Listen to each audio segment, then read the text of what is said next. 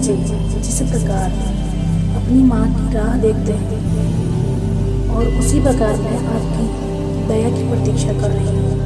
ये अमृतमयी माँ, आप शीघ्र ही आकर मुझे दर्शन दीजिए, मेरे कष्ट को दूर कीजिए, मेरे दुख दर्द को दूर करते हुए मेरी खुशियों की ओर कृपा दृष्टि करिए।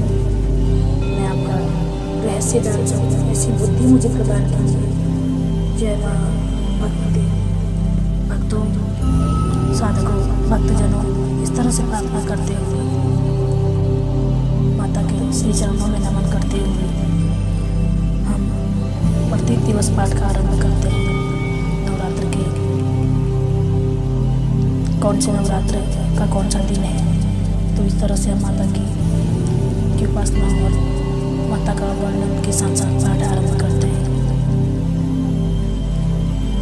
आज पुनः हम माता के श्री चरणों में माँ आदिशक्ति माता भगवती के श्री चरणों में सत नमन करते हुए पुनः आगे का पाठ प्रारंभ करेंगे। उससे पहले माता के श्री चरणों में जयकारा लगाते हुए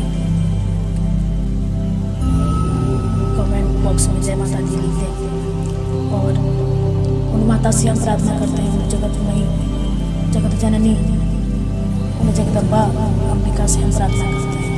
मैं प्रार्थना करती हूँ, हे माँ भगवती, हे अंबिका, हे दुर्गे माँ, जो भी भक्तजन श्रद्धापूर्वक आपके श्री चरणों में शीश नवाते हैं और आपकी सेवा में संलग्न रहते हैं, नवरात्र में आपकी सच्चे हृदय से जो आपका स्मरण मात्र कर रहा है, स्मरण मात्र भी कर पा रहा है, सच्ची आराधना आपके सम्मुख रख पा रहा है, हाथ जोड़ के विनती कर पा रहा है, उन सभी भक्तजनों के जो इस पाठ को सुन रहा है और जो इस पाठ को कर रहा है, उन सभी के कष्ट, उन सभी के दुख दर्द को दूर करो माँ, उनके कष्ट को हर लो।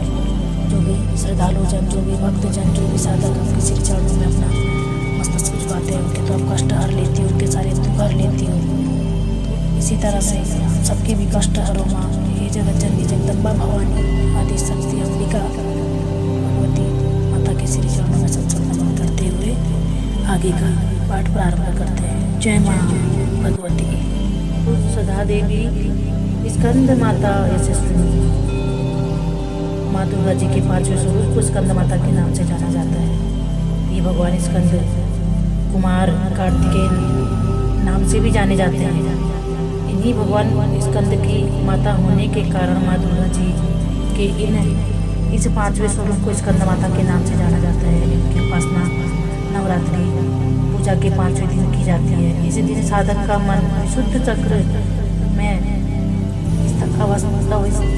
अवस्थित होता है। इनका वर्ण पूर्णतः शुभ्र है। ये कमल के आसन पर विराजमान रहती हैं। इसी कारण से इन्हें पद्मासना देवी भी कहा जाता है। सिंह भी इनका वाहन है। नवरात्र पूजन के 5वें दिन का शास्त्रों में पुष्कल महत्व बताया गया है। इस चक्र में अवस्थित मन वाले साधक की समस्त बाधाएं, ब्रह्म क्रियाओं एवं चित्त वृत्तियों का लोप हो जाता है।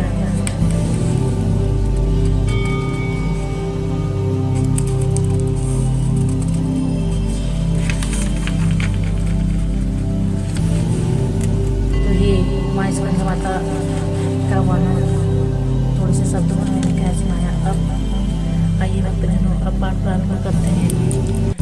सप्तशती का 7वां अध्याय चंडमुंड का वध। इससे पहले 6ठे अध्याय में इंद्रलोचन का वध और का वध होने के पश्चात चंडमुंड अब युद्ध स्थल पर पहुँचे। अब आगे को जानते हैं।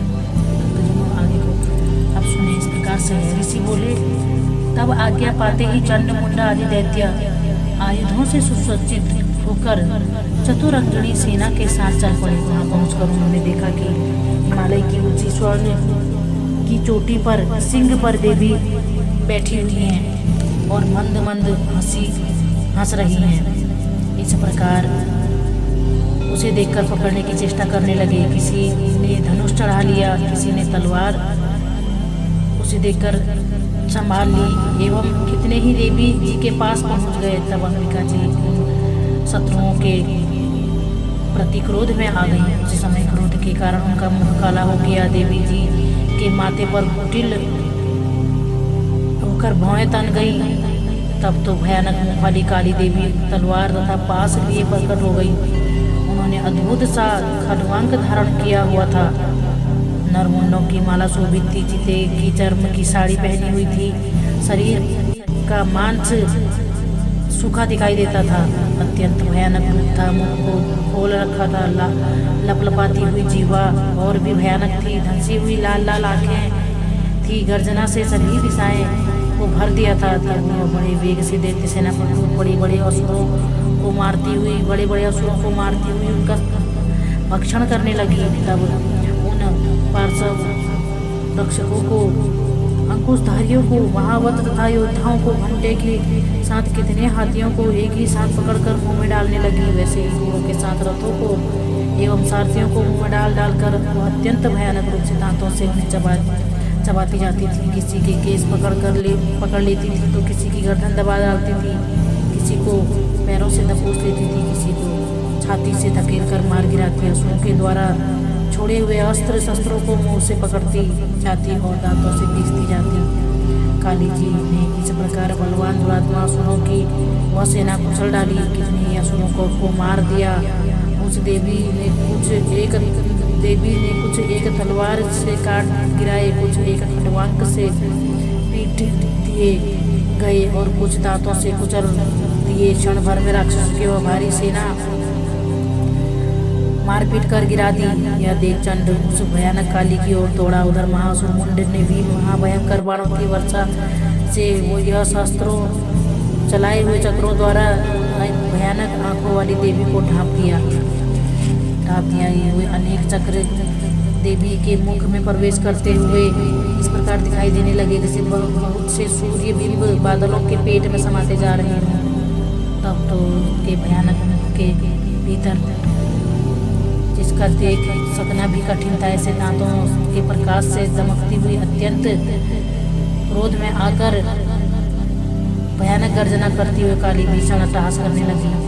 तब हूँ करती हुई बड़ी तलवार लिए हुए देवी चंड पर कूद पड़ी। बालों से पकड़कर उसी तलवार से झट चंड का सिर काट दिया। तब चंड को इस प्रकार मारा गया देखकर मुंड देवी की ओर दौड़ा। काली ने तलवार से मारकर पृथ्वी पर मुंड को भी गिरा दिया। महाबली मुंड को मरा हुआ देखकर और सेना का नाश देखकर शेष सेना भयभीत होकर इधर उधर भाग गई। अनंता काली जी ने चंड तथा मुंड के सिर हाथ में ले लिए। फिर भयानक अट्टहास करती हुई चंडिका के पास पहुंचकर बोली, मैं यह चंड मुंड नामी महापशु आपकी भेंट चढ़ा दिए। अब तो शुंभ निशुंभ का आप स्वयं वध करना। ऋषि बोले। अपने सम्मुख लाए गए चंड मुंड महासुरों को देखकर कल्याणी चंडिका काली से ललित वचन बोली, हे देवी कालिका, क्योंकि तुम चंड मुंड को लेकर मेरे पास आई हो, इस कारण लोक में चामुंडा नाम से तुम विख्यात होंगी, तुम ख्याति पाओगी। इस प्रकार से चंड मुंड का वध करने के पश्चात अब आगे क्या हुआ वो सुने। 8वां अध्याय रक्त बीज का वध। इसी बोले चंड मुंड दोनों दैत्यों के मारे जाने पर एवं बहुत सी सेना के भी क्षय हो जाने पर असुर राजा महाप्रतापी शुंभ ने के चित्त में भारी क्रोध पैदा हो गया। उसने सभी दैत्यों की सेना को युद्ध के लिए आज्ञा दे दी। उसने कहा, आज 86 युद्ध सेनापति अपनी सारी सेना को लेकर चले। असुर 84 कंबू सेनापति भी अपनी सेना के साथ युद्ध के लिए निकले और मेरी आज्ञा से 50 करोड़ वीर्य कुल के असुर तथा 100 धूम्रकुल के सेनापति सेनाओं के साथ कूच कर दे। और फिर मेरी आज्ञा से कालिक मौर्य सौहार्द काली के सभी असुर तैयार होकर शीघ्र प्रस्थान करे। भयंकर शासन करने वाले असुर राज शुंभ ने इस प्रकार आज्ञा देकर स्वयं भी अपनी बहुत बड़ी सेना के साथ प्रस्थान कर दिया। जब चंडिका ने देखा अब इस ओर भयानक सेना लेकर निशुंभ आ रहा है, तब तो उन्होंने अपने धनुष की टंकार करके पृथ्वी आकाश के मध्य भाग को गुंजा दिया। हे राजन, उस समय सिंह ने भी बड़ी भारी गर्जना की। फिर अंबिका जी ने घंटा बजाकर उस गर्जना को और भी बढ़ा दिया। तो शब्द को सुनकर दैत्य सेनाओं ने आकर चारों ओर से देवी जी और सिंह और काली को क्रोध के साथ घेर लिया। इसी अवसर के मध्य में ये राजन दैत्यों के नाश के लिए तथा देवताओं की वृद्धि के लिए अत्यंत बल एवं पराक्रम से संपन्न होकर ब्रह्मा विष्णु शिव का कार्तिक स्वामी इंद्र आदि देव की शक्तियाँ उन्हीं के शरीर से निकलकर उन्हीं रूपों से चंडिका के पास आ गई। इस देवता का जो रूप जैसा भूषण तथा वाहन है उन्हीं के वस्तुओं से संपन्न होकर यह देवता शक्ति वही रूप धारण कर देती हुई करने आ गई। ब्रह्मा जी की शक्ति जिसे ब्रह्माणी कहा जाता है, जो हंसों से जुटे हुए विमान पर आरूढ़ थी, अक्षय सूत्र कमंडल शोभित थी, उसने प्रथम उपस्थित हुए महेश्वर की शक्ति वृषभ पर विराजमान सुंदर त्रिशूल धारण किए, महासर्पों के कंकड़ धारण किए, मस्तक पर चंद्र रेखा सुशोभित थी। वह महत्वश्वरी शक्ति आई कार्तिक स्वामी की शक्ति आत्म शक्ति ये मोर पर आरूढ़ गरुड़ा गुहारूपी रूपड़ी कौमारी अंबिका शक्ति दैत्यों से युद्ध करने आई। वैसे ही विष्णु की शक्ति गरुड़ पर सवार होकर शंख चक्र गदा सार एवं खड्ग हाथ में लिए वहाँ वैष्णवी शक्ति आ गई। यज्ञ बराह का विचित्र रूप धारण करने वाली विष्णु की बराह शक्ति वैसा ही शरीर धारण करके वहाँ आ गई। नरसिंह जी की समान शरीर को धारण करने वाली गर्दन के बालों को काटती हुई आकाश के तारों को बिखेरती हुई नरसिंही शक्ति वहाँ पहुँची। इंद्र की शक्ति है, इंद्र के समान रूप वाली 1000 नेत्र धारण किए हुए वज्र हाथ में लेकर ऐरावत गजराज पर आरोह कर वहाँ आ गई। तब उन शक्तियों से घिरे हुए शंकर जी ने चंडिका से कहा, मेरी प्रसन्नता के लिए शीघ्र से शीघ्र इन असुरों का संहार करो। तब देवी के शरीर से अत्यंत भयानक सैकड़ों गिदड़ियों की भांति हूँ करती हुई बड़ी चंडिका प्रकट हो गई। तब उस अपराजिता देवी के धुएं जैसे जटा वाले शिव से कहा, भगवान आप दूत बनकर शुंभ निशुंभ के पास जाएं। वहाँ जाकर जब महाअभिमानी शुंभ निशुंभ दानवों को तथा युद्ध में आए हुए दूसरे दानवों को भी कहे कि दानवों यदि तुम लोग देना चाहते हो तो त्रिलोकी का राज्य इंद्र प्राप्त करे, सभी देवता यज्ञ भाग पाए और तुम लोग पाताल में चले जाओ। यदि तुम्हें कुछ बल का अभिमान है हो और युद्ध की अभिलाषा हो तो आओ, ताकि तुम्हारे मांस से मेरी गिदड़ियाँ तृप्त हो जाएं। दूत रूप में स्वयं शिव को ही देवी जी ने नियुक्त किया।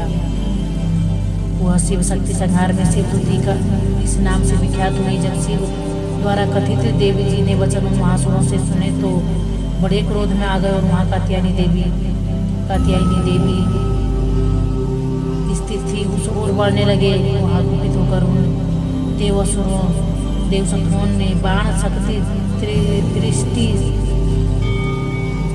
दृष्टि आदि आयुधों से देवी जी पर पहले वर्षा करना आरंभ कर दिया। तब टक्कर करके धनुष द्वारा पौने बाण छोड़कर देवी जी ने खेल में उनके फेंके हुए बाण सूर्य शक्ति परशुआदि शस्त्रों को काट डाला। काली जी भी उनके सामने होकर शत्रुओं को सूर्य के प्रहारों से चीरती फाड़ती खड़वांग से कुचलती मारती विचरण करने लगी। इधर ब्रह्माणी शक्ति बीजी से और दौड़ती उसी और अपने कमंडल का जल छिड़क देती, जिससे शत्रुओं का पराक्रम एवं तेज नष्ट होता जा रहा था। माहेश्वरी शक्ति ने त्रिशूल द्वारा, वैष्णवी शक्ति ने चक्र द्वारा, कौमारी शक्ति द्वारा उन दैत्यों का क्षय करना आरंभ कर दिया।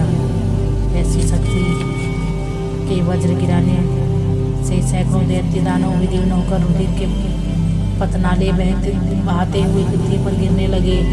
बाराही शक्ति ने तो कुछ एक को तुंड प्रहार से मार गिराया, कितने दैत्य को छातियाँ अपनी दाढ़ों से अग्रभाग से चीर डाली।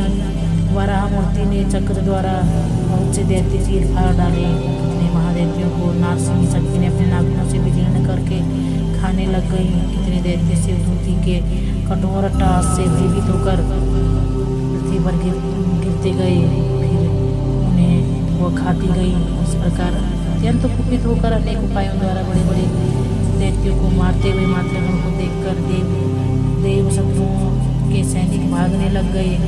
दैत्यों को मातृगण से पीड़ित होकर भागते हुए देखकर क्रुद्ध महाअसुर रक्तबीज युद्ध करने के लिए आ गया। रक्तबीज के वज्रमय शरीर से एक रुधिर बिंदु जब पृथ्वी पर गिरता तब उसकी के समान, तब उसकी के समान बलवान दूसरा असुर पैदा हो जाता, उसी के समान बलवान दूसरा असुर पैदा हो जाता।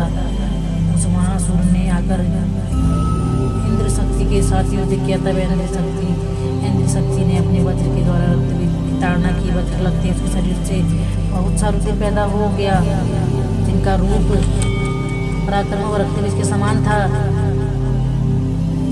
जितनी भी रक्त की बूंदें शरीर से गिरती उतने ही उसके शरीर पर बलवीर पराक्रमी पुरुष उत्पन्न हो गए। वे रक्त के उत्पन्न हुए पुरुष भी अत्यंत भयानक एवं अस्त्र शस्त्र से सुसज्जित होकर मात्र गणों के साथ लड़ने लगे। फिर इंद्र ने वज्र उठाकर से उसका सिर विशत कर दिया। उससे रुधिर वह उठा, तब हजारों पुरुष उस रुधिर से पैदा हो गए। वैष्णवी के चक्र से शत होने पर शरीर से जिन्हें रुधिर का स्राव हुआ, वैसे हजारों उसी के समान महासुर पैदा हो गए जिन्होंने संपूर्ण जगत भर गया, जिससे संपूर्ण जगत भर गया। कुमारी ने शक्ति से मारा ही ने तलवारों से।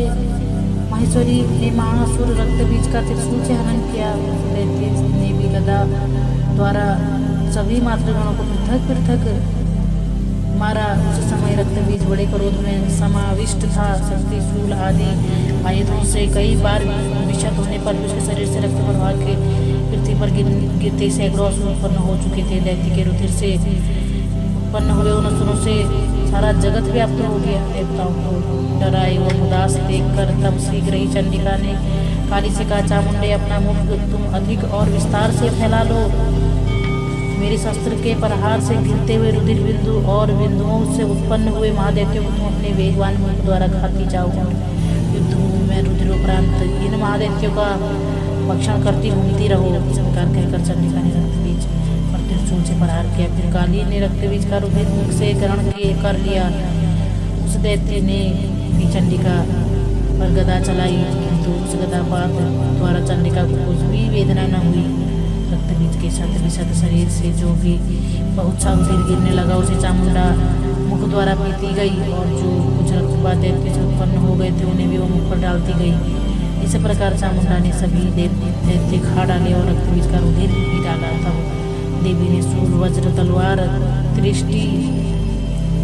दृष्टि आदि आयुधों से इन उस महाअसुर रक्तबीज को मार दिया। शस्त्र समूह से आहत होकर वह पृथ्वी पर गिर पड़ा। राजन रुधिर तो उसका चामुंडा ने पी ही लिया था। उसकी मृत्यु होने पर देवता परम प्रसन्न हुए। मातृगण उसके रुधिर पान के मद से उन्मत्त होकर नृत्य करने लगे।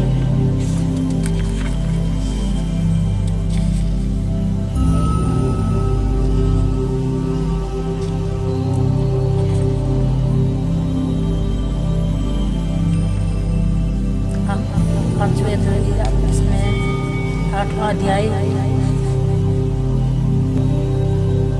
रक्तबीज का वध।